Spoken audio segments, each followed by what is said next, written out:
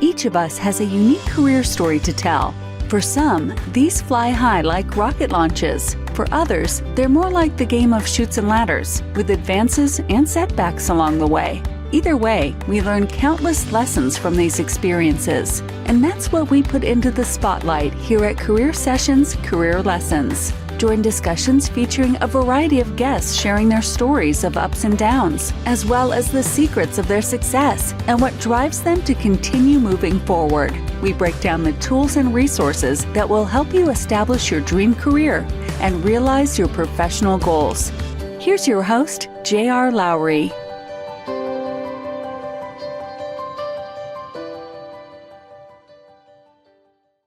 Hi, I'm J.R. Lowry, and this is Career Sessions Career Lessons, which is brought to you by Pathwise.io. Pathwise is dedicated to helping you live the career you deserve with a mix of coaching, content, courses, and community. Basic membership is free, so visit and join today. Today, my guest is Ulrike Seminati.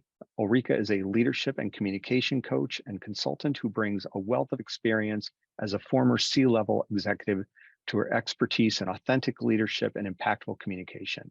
By blending the latest self-development methodologies and her extensive practical knowledge of corporate communications, she enables leaders to establish trust and credibility through effective communication. Her clients benefit from her pragmatic and user-friendly tools that enable them to make lasting improvements. Prior to going out on her own, Ulrike had leadership roles at Asino, Syngenta, Art, Daimler, and Magna International. Ulrike, welcome. Thanks for joining me. Thank you for having me. It's a great pleasure.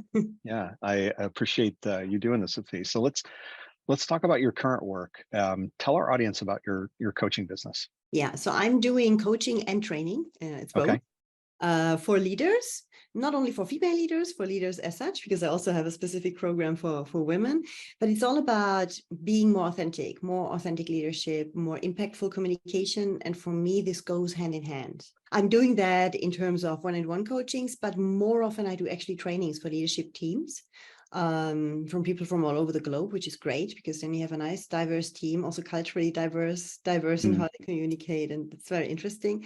And it's all about bringing them to a level where they become the best leader they have within themselves. I'm always working from the inside out at the same time. It's not just a skills training, because I think that doesn't really do the job.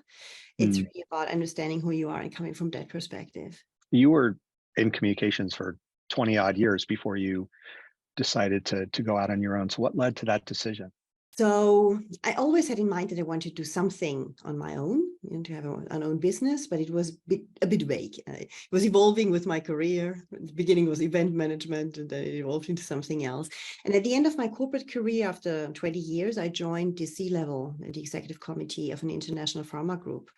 And that was a moment where, obviously, with this helicopter view that you have in the organization, I changed the perspective on how much we need actually to change so that people feel more fulfilled, happier at work. And, that whole interface between human beings changes because we are still managing tasks and numbers, also from the top, instead of really managing human beings.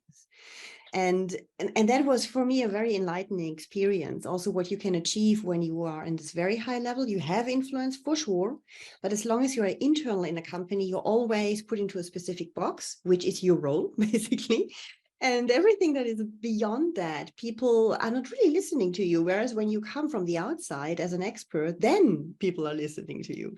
So I thought I can make a bigger difference when I'm coming from the outside than when I'm inside of one organization only. And this is why I thought this is what I want to do. I really want to help leaders to communicate better. So with this core principle of leader communication and to change that paradigm. It sounds like you also, though, come at this from a perspective that I'll say the world of work doesn't work for a lot of people, if that makes sense, right? Your point earlier about a lot of people aren't feeling happy and fulfilled and all of that. So, how do you try and help your clients in a way that kind of gets at that, right? And how they, are really interacting and connecting with people more on that individual human level? Yeah, I think first of all, we need to understand ourselves, and I help them to understand who they are. And with very simple tools sometimes. I mean, if there's more time, then I'm happy to get into the more complicated things. But Yeah. first of all, really understanding your own perspective, because most of us, we are not aware, or we think that our perspective is the reality. And this is why we're surprised why others are not buying into our ideas, why they don't come along with us on the ride for change or something like that, because we don't make that effort. And the others don't feel heard, not seen, their opinion doesn't count. A lot of frustration is built up because of that, because we all stay in our own reality. And for me, it's important that people understand, first of all, that whatever is their own reality, it's just their reality. So Right. not the one of the person in front of you. It's not the one of all of your team members. You have 10 team members. You have 10 different views on the same situation. And understanding that, embracing the fact, hey, maybe for me, that's right, but it's not right for the other person. I might have to make a compromise and go for something different is very important. And so that's why, for me, that's the starting point. Understanding, first of all, where you are. You know, if you imagine your goal being an impactful leader or strongly communicating leader or whatever's your goal, then first of all, understand where's your point of departure, not just where's the goal, because if you have no point of departure, how can you plan how to get there? And many people plan how to get there without ever having looked at their point of departure. What do they feel? You know, what are their values? What are the typical suspects? What are the beliefs that they have about themselves, especially about themselves being a leader, about themselves being an inspiring communicator? There's so many limiting beliefs in there. And it's interesting that even leaders which are perceived as being strong, which are very senior, where you would not think that they think that about themselves, when you dig deeper, many of them, if not all, have doubts about if they are really good enough for that role. And as soon as the role expands, the doubts get bigger, and you have to deal with that.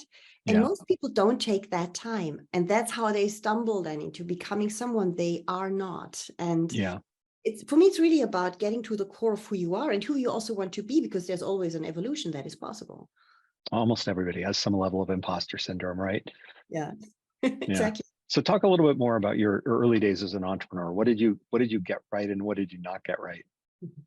So I think let's start with what I got right. I think what I got right is that I was making a plan, and I was sticking more or less to that plan. I mean, there's always deviations, but I was extremely committed. You know, it was not like procrastinating on things. I really got things done right from the start. Because I think I had this inner feeling is the right thing to do. That's the thing why I'm on this planet, you know, this feeling of purpose. So that brought me to really get into action mode. But on the other hand, what I did not do right at all, I was not prepared at all. I mean, on my day one, I started from scratch, from zero, really. I had a vague idea. I want to change that leadership paradigm, but what does that mean exactly? What tools will I use? What capacities do I need to expand on to be able to do that?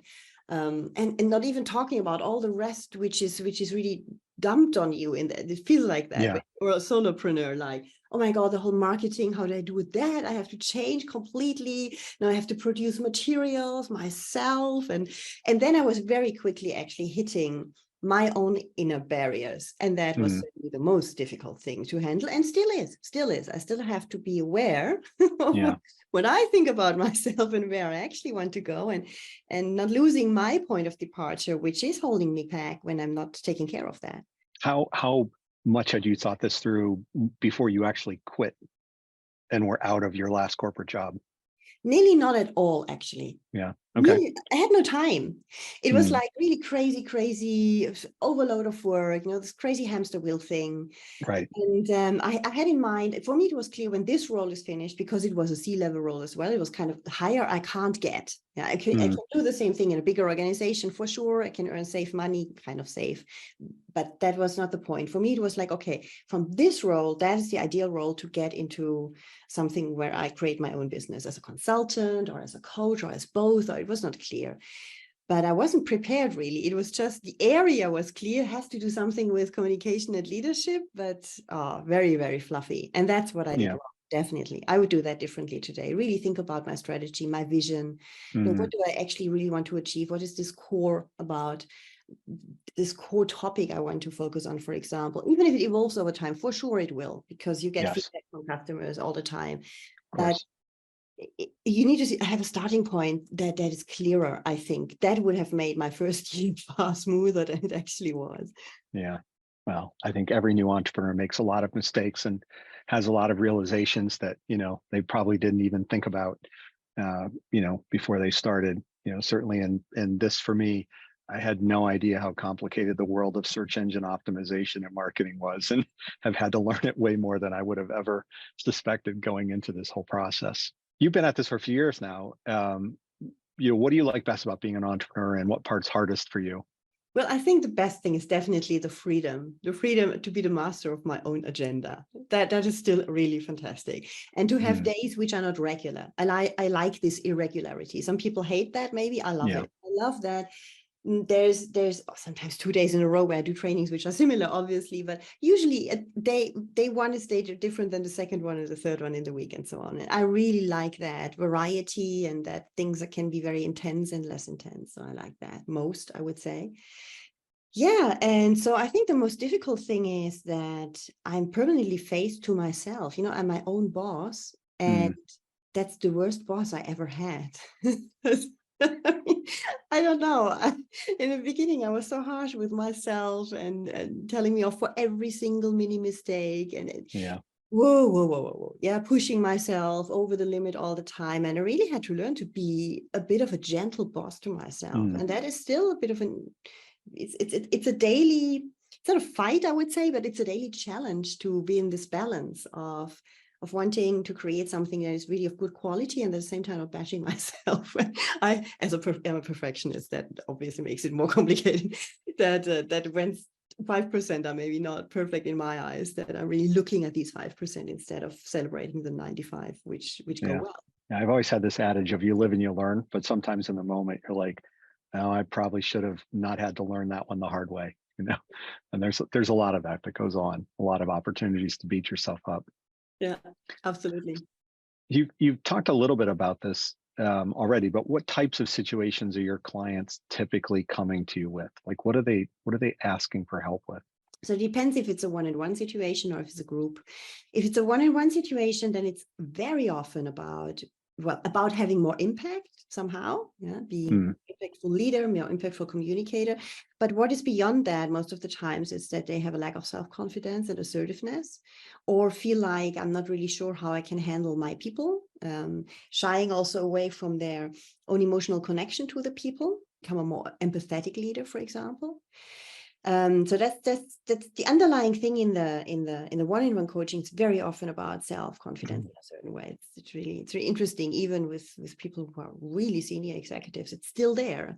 Probably they are where they are because they were always doubting about if it's good enough, and always went the extra mile because of that as well. It's also a mechanism. But in groups, it's different. In groups, it's coming obviously from the corporation, from the HR team, or whoever wants these leaders to come together in a group into a communication training.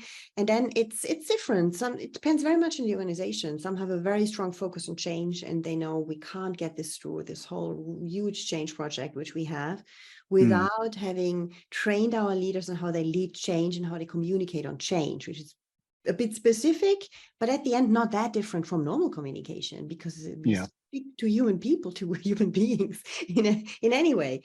And the others is more about more general things, like how can they be more inspiring, be more interesting when they present something to a group. How can they lead their teams and inspire them in a different way, so that they're really on board and not just do a 9-to-5 job and without really embracing the company goals, for example. So it's coming from these different perspectives, and very Right. few organizations are really about, we want our leaders to be authentic, to stand in their full power.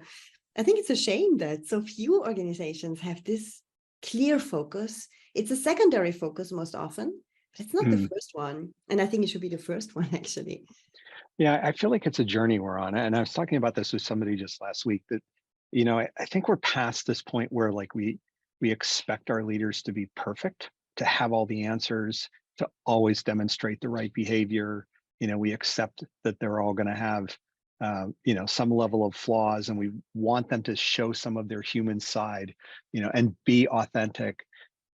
But we're not completely there yet, right? Either the leaders aren't completely there in terms of their comfort with bringing their authentic selves to work. And I think the organizations still fall back on, yeah, I know you're having a bad day, but like, I need you to really lead me right now, and I don't know. I mean, it's hard because you're depending on those leaders as a person in those organizations. And to some extent, they get sort of fewer breaks than maybe somebody who's an individual contributor gets, but I don't know. I don't know how far we will get down this path, but we're certainly on it. Yeah, I believe so too. I believe so too that we are on it, but I think there's still quite a way to do because we have all ingrained so much this corporate persona that we imagine, or this leader stereotype that we imagine. It's a specific personality style, and all those who are different have a hard time to become a leader or not to get comments like you just mentioned before, you were not really on top of what you should be as a leader, or these kind of comments. Whereas I think we need to much more shift towards true diversity, really accept, because you have to accept diversity as well. Then if you're the CEO of a company, it's great to speak about diversity, but then you have diverse people, but you don't allow them to be diverse, because we come up with, these are the valued leadership behaviors in our company. And I think it's good to have direction and guidelines. But it's only working when leaders can connect to this on a very individual level, and maybe can embrace only some of the leadership behaviors that are desired behaviors and others less. Because for the others, they have to play a role, and that doesn't work. And then they lose their credibility.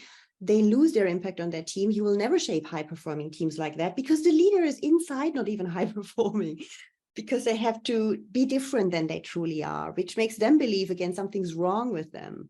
And I think as long as we have not broken that mechanism, we are still in this very stereotyped version of what a leader should be.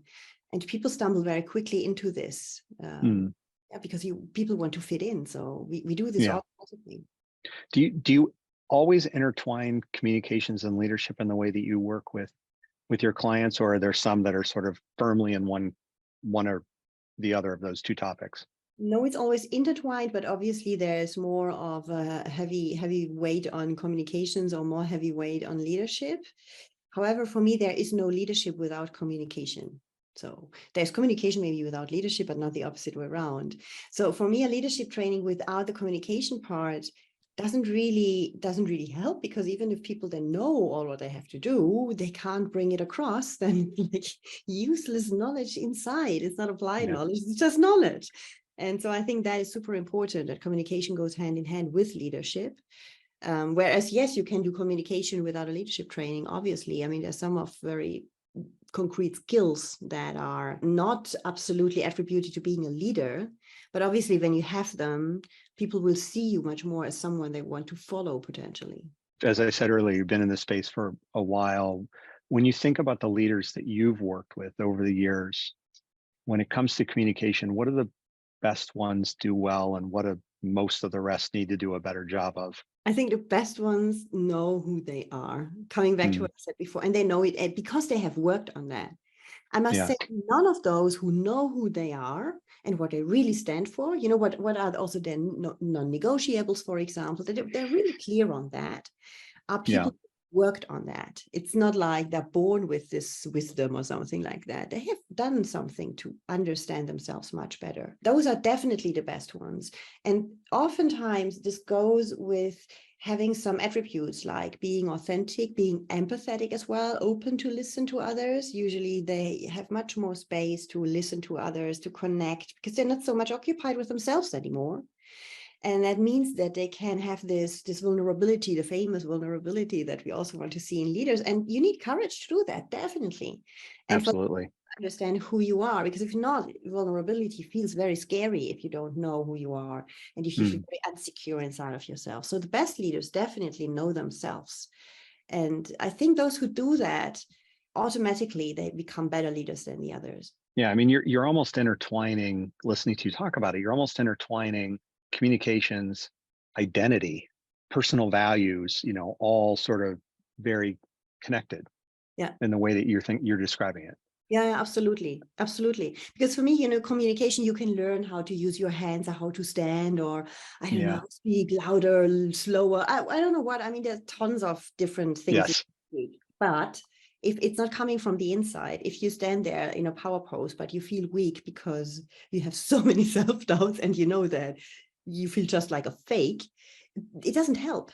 So as we have in communication, we have these nonverbal cues which are so strong, and they are coming from the inside. They're generated on the inside. You can learn as much as you want how to use your hands. The micro mimics in your face will still betray you. So you need to feel how you want to be. It's really starting from a being point of view and not just from a doing point of view. This is why I think it's another approach on leadership. It's not just about the skills and the techniques and methods and whatever. It's really about how do you feel when you do that? Does this fit for you personally as well? And maybe some techniques do and others don't. And why forcing yourself into a technique that is absolutely not fitting your own personality, for example? So I think we need to have a much more unique approach or individual approach for different leaders, even if it's a group training, because they can then pick and choose much more what fits to them, where they are strong at and where they can deploy their full potential, instead of pushing them into applying it all. And at the end, they apply nothing really well. So I think we need to have that courage also in leadership teams and coming from the top as well. One thing I've noticed more is people using their social media platforms, particularly LinkedIn, for most of us in the corporate world, as an extension of how they communicate, even though it's a public forum, right? It's an extension of how they communicate with their organizations. How does that fit into some of the work that you're doing? Yeah, I'm not using it very, very much, but what I see and what I usually give advice on, if people ask me really about that, boils down to the same principle.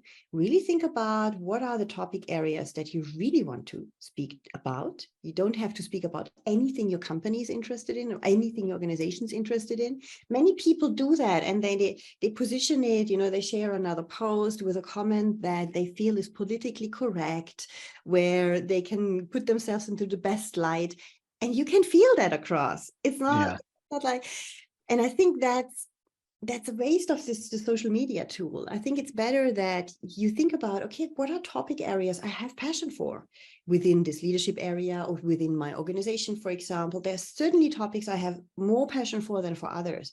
And I pick 2 or 3, and on these 2 or 3 are really there I comment, for example, or there I share something. And I try to write this from the heart and not from the head, not from a strategic point of view. How do I phrase that best to be politically correct?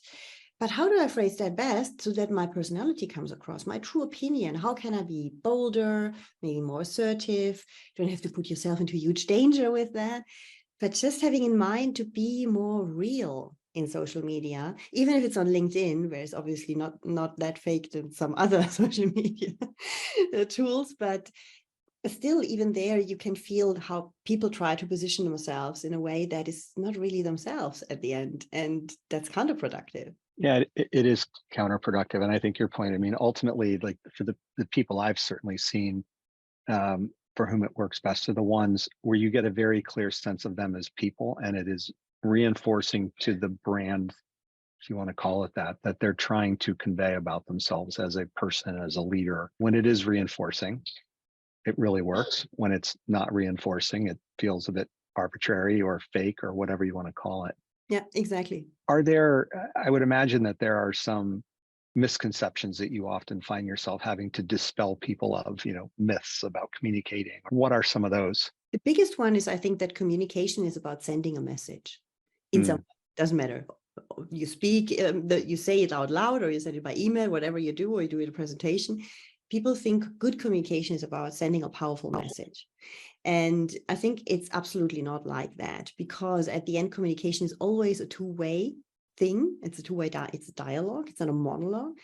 And starting with getting something first before you even send something out is far stronger, because then you can adapt to whatever this person or the group in front of you really needs. You need to stay flexible. Many people think good communication needs to be prepared in the last detail. that Mm. everything is super, super perfect. This is why most people spend hours on finalizing a PowerPoint slide and they tweak words and stuff. So it's completely useless. Instead of preparing themselves as a human being, not as Yeah. a presenter with words, but as how they want to feel, what is this energy they want to bring across, what is the energy or the emotion that I want to create with my audience. So these much less tangible things, people don't go into it because it is less tangible, so it's not so easy to understand, it's not easy to grasp. So it feels uncomfortable because you feel like, Yeah. I can never measure that, how do I know if it's right, and so on. Yeah. And they fall back on what's tangible, like words on a PowerPoint slide, for example. But very often that's the biggest myth, and people hold on to this myth very much because it gives them a wrong feeling, in my opinion, of control. PowerPoint is a shield for a lot of people, right? Yeah. Oh no, it's horrible. You have just this huge slide and the spaces are so small or disappear completely. It's horrible. Yeah. Let's talk a little bit about leadership. How would you define leadership, and how is your definition of it formed? So for me, leadership is about helping others to grow and to fulfill their potential. It's not about being the superstar and being the front man or something like that. For me, leadership is really enabling others to grow. That's really good leadership, in my opinion. And coming with that perspective in mind is a different way of leading others than if you come like, I have goals, so my team goals are broken down to these goals and we have to achieve this together, because then you come from your own standpoint, from your own ambition as an individual, rather into, okay, if my ultimate intent of leading this team is that I help these people grow and go beyond what they're doing today, maybe in a year they can do 20% more, not more in terms of quantity, but maybe more quality or something that is more fulfilling or more valuable, something they can enjoy more as well. I think that is really good leadership. And yeah, where is this coming from? That's really a good question. I don't know. I think I always had this feeling that we just need to be much more caring about other people in general in life and also at work. And I have seen so often that you have some really strong egos who just step over others to fulfill their own career. And it makes so many people unhappy or super, super stressed, and families behind that become stressed. And so there's a whole cascade that is really negative of such people. So I think for me, this is probably where good leadership came from, that some leaders that I also had in my career when I was younger, whenever, in all these years, actually, there were always some of them which were really good and where I thought they do it differently because they have a genuine interest in their people. It's not an interest because they're interested ultimately in what they can achieve. It's a genuine interest in their people. And I think this is great. Now, can we learn that? Probably not, but that's, in my opinion, really good leadership. So where does that leave you in the debate about whether people are born leaders or not? No, I think there are born leaders, definitely. I think we all know, even people from our childhood, where we think, hey, they were just leading the game because they had always, I don't know, they were inspiring others, had no problems to create enthusiasm in others and all of that. But I always say, yes, they're born leaders, but everybody can learn to become one, definitely. It's not something you cannot learn, especially when you consider, and I think this is the shift that people who think they will never be a really good leader because they're not a born leader, that this shift to make that there are different types of personality styles. You can be an analytical introvert and you can still become a good leader. You can just learn to use this way of being as an advantage, because it's great. It has a lot of advantages. And understanding, it's not a prototype who is really on scene and on stage and having a great speech and all of that. Yes, you might never be exactly that one, but as long as you're true to yourself, you might want to even admit that in front of people. They would love that because so many people are like that. So many people are like you. And we don't see that very often. I think this is true strength. And this is truly inspiring, that different profiles can recognize themselves in different leaders. So everybody can become one, for sure. Have you ever seen that video of Steve Ballmer when he was running Microsoft, coming out on the stage and literally running around screaming, for like 2 or 3 minutes solid before he got into talking to the audience? And of course, the audience was going nuts. I'd say to people, have you seen that video? I'm like, yeah, that's not me. So don't expect me to run out on the stage and be a screaming lunatic trying to rev the crowd up, because that's just not the kind of person that I am. So it definitely helps set people's expectations, if nothing else. I know you have a belief that leadership requires action. How do you counsel people on moving from procrastination to action? That's a wonderful question. You know what? I have shaped a keynote around this a couple of months ago, which is my newest keynote. And I call it Bridging the No-Do Gap, because Okay. we all know, most of the times we know exactly what we should do to achieve a specific result. It's Right. not often the case that we don't know what we have to do. We know, yeah, but we don't do it. And there are many reasons for that. And for me, to move across this procrastination into real action, it's about getting the right emotion about that and to understand if there are any other emotions or thoughts, because thoughts are creating these emotions, that are holding you back. For example, when we want to tackle a bigger project, we know exactly we need to do the first and the second and the third step. We need to get in contact with people we might shy away from. Why are you shying away from? Why are you procrastinating getting in contact with these? Do you feel like you're inferior? Do you feel like they will not pay attention to you because you're not important enough? I mean, there's so many things where we diminish ourselves and then we procrastinate because we fear failure, we fear rejection. So it's really about get to know yourself. Yeah. And then you will know why you're procrastinating and what you can do that is really motivating you.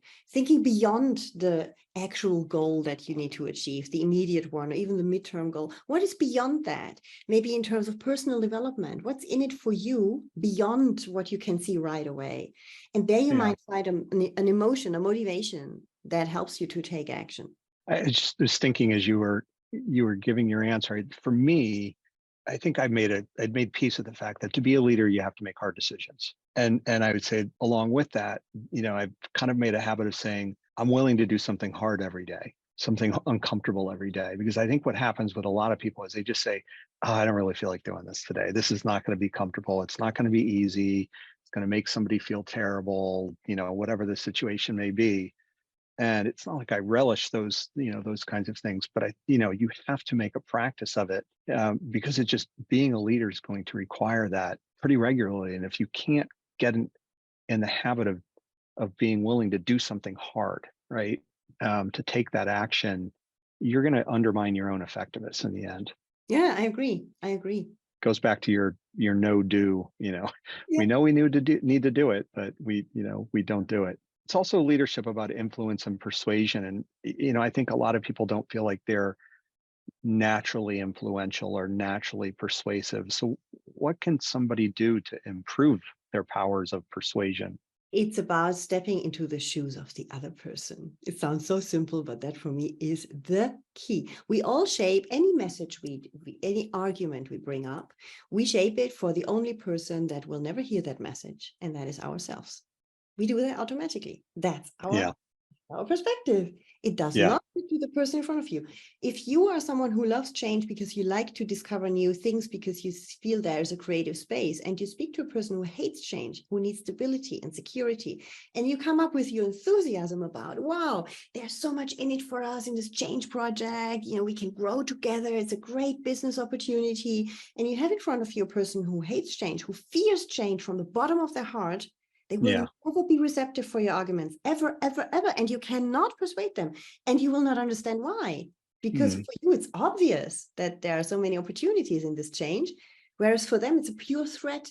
Or the other way around, same thing. So I think we need to better understand really the basic personality styles that people have. And there are many models around that. I use also a model with 4 different types. But I think it's about using something that is very simple that helps us just to get along the big lines. It's not about a full Myers-Briggs profile for everybody because you have no chance to apply that and to have it in mind all the time. But at least the big directions that people go for, what are their bigger motivations? What do they like least? What do they like probably most? And people feel that. We know that from others if we really take the time to think about it. And that is the thing. If you want to persuade, it's not about thinking for yourself, what are the greatest arguments that I can see and hear? It's what are the greatest arguments that the person I want to persuade sees in there. And if it's group, well, you have to tackle all the different perspectives. You have to make a mix out of that. Everybody finds something in there. And only Right. then you can start being persuasive, because you communicate from their perspective, not from yours. Let's talk about teams. I know you do a lot of work with teams. What can leaders do to help their teams be better performers? It's about giving them the motivation that they need as individuals, not as a team. I mean, team building is great, but in team building events, the typical ones, often we do not take care of the individual needs of a person at all. Everybody needs to fit into this activity somehow. And for some people, it's a real stretch, and they don't feel more integrated afterwards than before. So I think it's really about finding out, what are they good at? What do they like to do? Can I provide some of this to this person? And can I reflect on who gets which task differently for each new project, for example? Because it's comfortable to always attribute the same type of things to the same type of persons because it worked before, but maybe it's not the right thing. Really stepping back and thinking about, okay, who are the people in my team? Do I have people who love to get visibility? Yeah. So what can I do for them? Okay, I might not be able to give them the project lead role, for example, but if I cannot do that for whatever reason, well, maybe they can present to a senior leadership team and for 10 minutes a part of our project, and they will feel really motivated by that. Now, do I have people who love to create new things, and they have a job where they have minimal space for that? Well, how can I create more space for that? How can I give them the opportunity to be just a bit more creative, because I love that? And there are people who are real socializers. Yeah. And we know all of these, who organize the birthday parties and the apéros in the office and all of that stuff. And beyond that, how can they care of the emotional state or the state of mind of the people of the team? Can they maybe be someone who helps me as a leader, if I'm not that kind of profile, to better feel what people are up to as well, because they have this, they feel that. Or then you have people who are very close to staying to the status quo. They want to maintain that. So for them, it's very hard if there's a change project, for example. How can I help them? Ideally, you can give them, for example, a task. If you have 3 profiles like that, you give them the task, hey, how can we create more stability within the change? There's maybe something in the process or in the roles, how they're attributed, something that helps them to feel safer about that. And I think you make a team, a high-performing team, when a leader is able to address the different personality styles, and when they understand how people are motivated and how different they are as well, and help also the people to understand the others in the team, so that they know, okay, I'm maybe this super, super creative person, but this other person is a super reliable person. So I'm not carrying things through. I know that because I'm a bit fluffy and creative. And the other person is maybe not creative at all, but for sure, I can rely on them to carry things through until the end. And if everybody knows we can draw on the strengths of each other as a team, I think then you shape a really high-performing team. It's about knowledge, not only about ourselves, but also about the others we work with. I mean, empathy is sort of underpinning a lot of what you've talked about. Just coming from a position of empathy, understanding the other person, understanding what's important to them, understanding what's going to motivate them, understanding what their strengths are. In addition to understanding yourself, right? It gives you the ability to figure out how to relate better to them, right? But empathy is, I think, something that a lot of people struggle with. Yes, a lot, because it's one of these areas where you feel like, if I get too much into that, it's already difficult enough for myself. I don't want to have to handle emotions, other people's emotions, or my own emotions, and so on.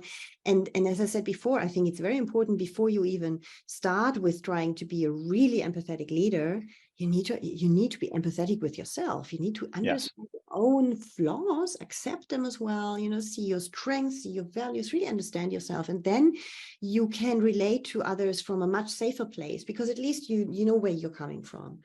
And I think that's the most important starting point, basically, to create this connection. And people search for connection. That's super motivating. And we all know, when we're connected to someone, and not to something, but to someone, well, if we go the extra mile with pleasure, if we are connected to people in our team, we love to work. You know, people, if they're lucky enough, they can have a team where they love to join friends at work in a certain way, and they feel like, wow, I'm waking up every morning, I'm happy to go there. Yeah. Let's shift gears and talk a little bit about your career journey. So what drew you into marketing and communications in the first place? It was a pure coincidence because Okay. I studied it was called international business by that time. It was a little diploma, 3 years of study only in Germany. And then first of all, I started as an assistant actually, and Okay. I had the luck that I worked for an automotive company, Smart.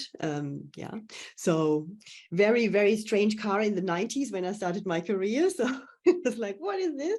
And we had huge attention from the media. And I worked for one of the sub-suppliers for that car.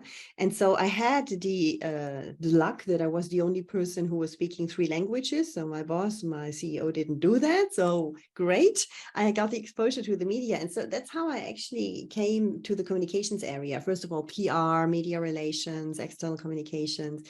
And it was really lucky. And then I added on master in marketing communications. And because I thought that's the area I want to stay in. I don't want to go into any other areas, into HR or something like that, which was proposed quite often to me. And I always rejected it. I said, no, HR is not for me. I want to go into communication.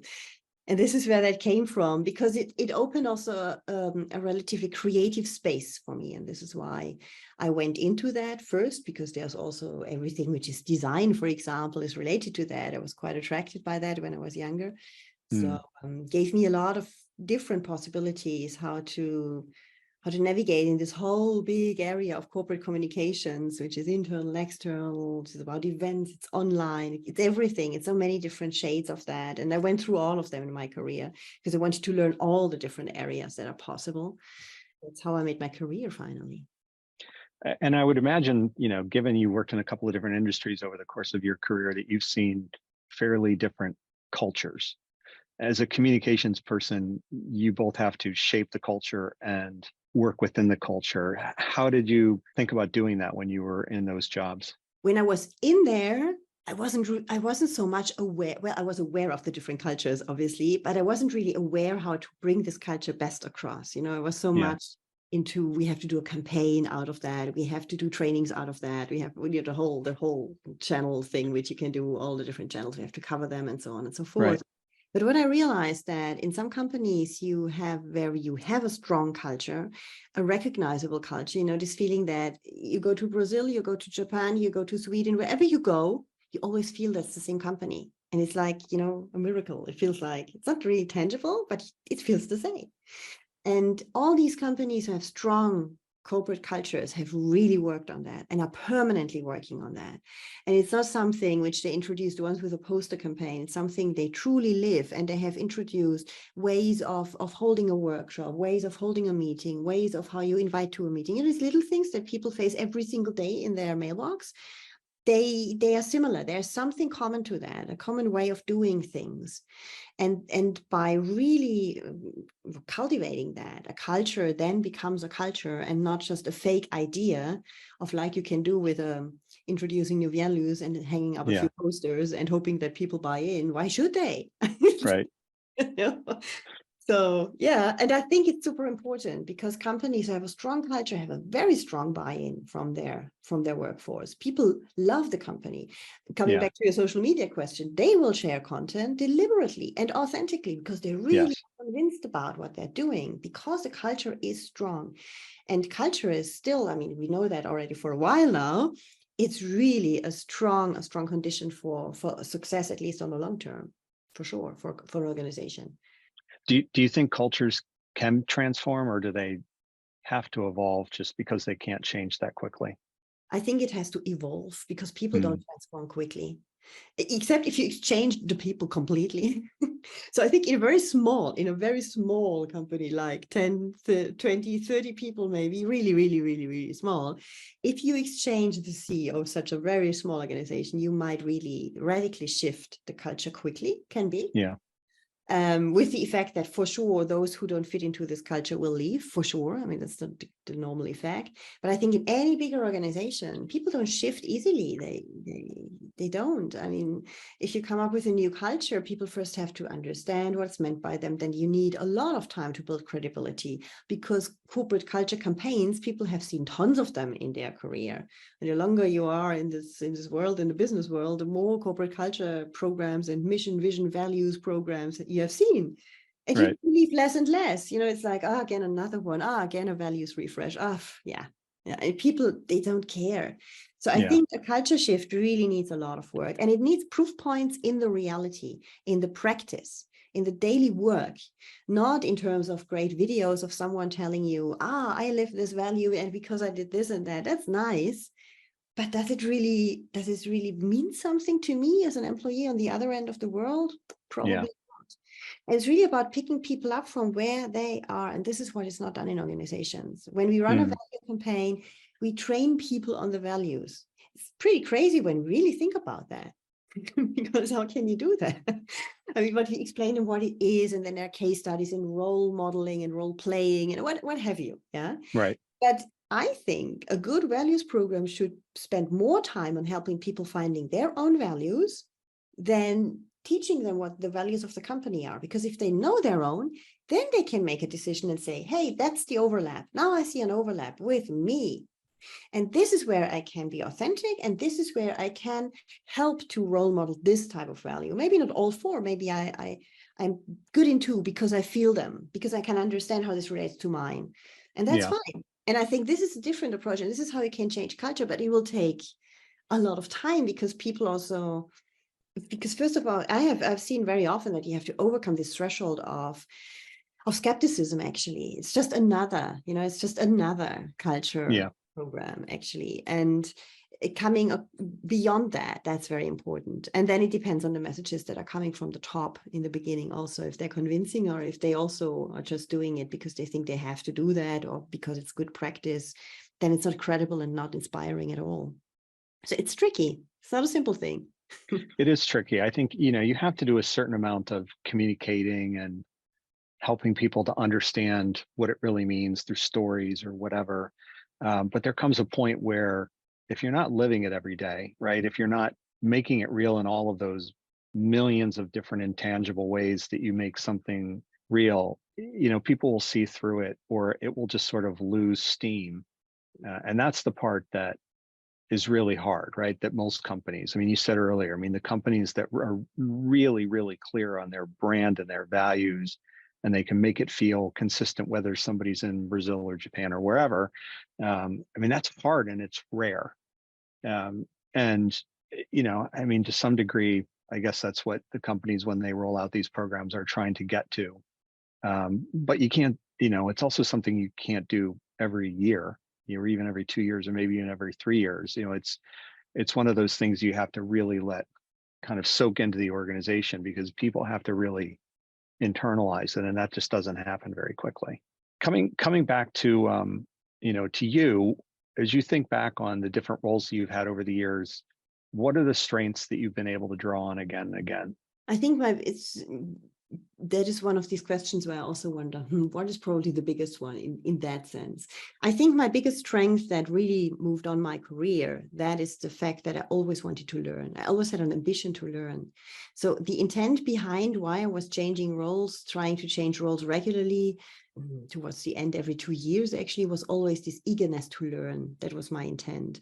And that brought me to become a high performer, overperforming as well. Because I always just took whatever and all the information I could get and applied it right away, and wanted really to learn and grow. I think that is still my biggest strength also today, because the world is fast evolving, and it's good to be always interested in more knowledge. Yeah. Yes. Today I understood why I do that, the mechanisms behind that, but it's certainly a driver for me. And another strength that really I have, and that is great, I'm at the same time analytical and creative, and that is not very often the case for people. That is really helpful. Yes. Because I'm doing both. So I'm creative, but at the same time, I'm organized as well. And that is definitely helping me, especially being a solopreneur. but also even in the past. I mean, now I need my creativity much more, which comes back to what you were asking, what I really like, also being on Yeah. having my own business. It's this, yeah, I can exploit or use this creativity as well. Yeah. But I think that's probably, yeah, what is the biggest, it's this combination. It's not one strength, it's this combination of two things that Of course. seem Yeah. to be contradictory sometimes. But sometimes those contradictory things in combination are powerful in and of themselves, right? Yeah, exactly. What have you had to work hardest on developing, and how did you go about it? The hardest is always my own limiting thoughts about myself. Or the other way around, in the past, I always knew that I'm a perfectionist because I can never celebrate a success at 100%. I always see the little flaws. They can be as small as they can be. It's always there. And I know that today. So it's really about how to handle that, definitely. And it's something I permanently work on. And this relates then to the fact that I have very quickly then doubts if I'm good enough or not. So really overcoming that again and Yeah. again and again, and being very clear about the own fears that I have. The fear of rejection that I have, for example, is a strong fear in myself, but like in many people. But for me, it's a real hinder. It was a real hinder of success in the beginning. I procrastinated a lot because of that, and overcoming this again. And when it comes back, because something becomes so exciting or so big that it comes back a bit like a boomerang, where if you, whoa, I at least am aware now that I can just overcome it again because I did it multiple times. And that's very helpful. And I think that's something I still have to work on probably for my whole life, because it's a pattern that I have, and I have to work on that all the time. How are you thinking about the next few years of your career at this point?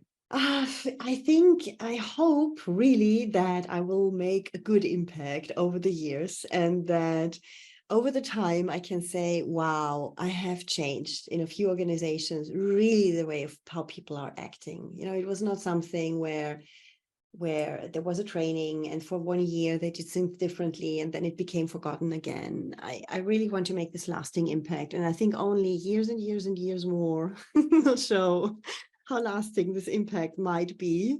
Maybe one day I have this feeling of a breakthrough, you know, which is potentially then good enough to fit my own expectations. Maybe I have to lower them a little bit. But I think that is the point, that I think it's about leaving a legacy as well. It's really about having made a lasting change somehow in different worlds where people are working, and having helped people just to feel better in their career, especially if they have 30 years or more ahead of them, you know, that they can live that differently. Then they don't look back at the end and say, oh, if I had known 30 years ago. Yeah. All right. So you've anticipated my last question, which is, what do you wish you had known back at the beginning of your career that you would go back and tell your younger self now? Yeah, but what I would tell my younger self, really, and I did not do that because you're so excited about, I don't know, applying your skills. Don't look at your competencies and the skills only. You know, you think about the diplomas or different trainings you can do or whatever. Think about also that it goes hand in hand who you are, and that you early on understand what is limiting you, because we all have that. And when you know, when you're in your early 20s, what is that? And you can work with that, and you can, evolve differently from that moment onwards, because I had a feeling for 20 years, I was more or less stumbling through my career where I was quite firm and quite clear in my competencies. But the more I climbed up the career ladder, the more I felt like an imposter. So it was not particularly joyful. Most of the time I was super stressed for nothing, actually, really for nothing. It's ridiculous if I look back today. I think we were always performing greatly and we were super stressed, like, oh, maybe it wasn't good enough what I was doing. Totally stupid. So I think this thing I would tell to my younger self, hey, believe in your competencies, understand who you truly are, take with you all these negative or limiting beliefs that you have, but you don't let yourself being controlled by them or, being limited by them in any way, because there's so much more which everyone could do if we'd feel just really comfortable with ourselves. I would tell my younger self. Well said. Well, this has been fun, and I appreciate your time. Lots of great insights in there for people at all levels, right? Whether they're leaders at the top of an organization or working their way up to it, just in terms of how to think about communicating and how to think about being an empathetic leader and being authentic. So lots of great advice. Thank you for covering all of that. Yes, thank you, JR. It was a pleasure to have this open discussion. Yeah, have a good rest of your day. Thank you very much. You too. I really want to thank Ulrike for joining me today to discuss her coaching work, her thoughts on communication and leadership, and her own career journey and what she's learned along the way. If you're ready to take control of your career, you can visit pathwise.io. And if you'd like more regular career insights, become a Pathwise member. Basic membership is free. You can also sign up on the website for our newsletter and follow us on Twitter, LinkedIn, Facebook, and YouTube. Thanks. Have a great day. Thank you for listening to Career Sessions, Career Lessons. We hope the nuggets of wisdom shared today help guide your path to the successful career of your dreams. This podcast series is part of Pathwise.io, which is here to help you live the career you want. We provide a comprehensive mix of career and professional development events, insights, tools, and exercises backed by a group of leading coaches and other career management experts. If you aspire to something more or just something different in your career, join us at Pathwise.io. You can find us on LinkedIn, Facebook, and Twitter. See you again on the next episode.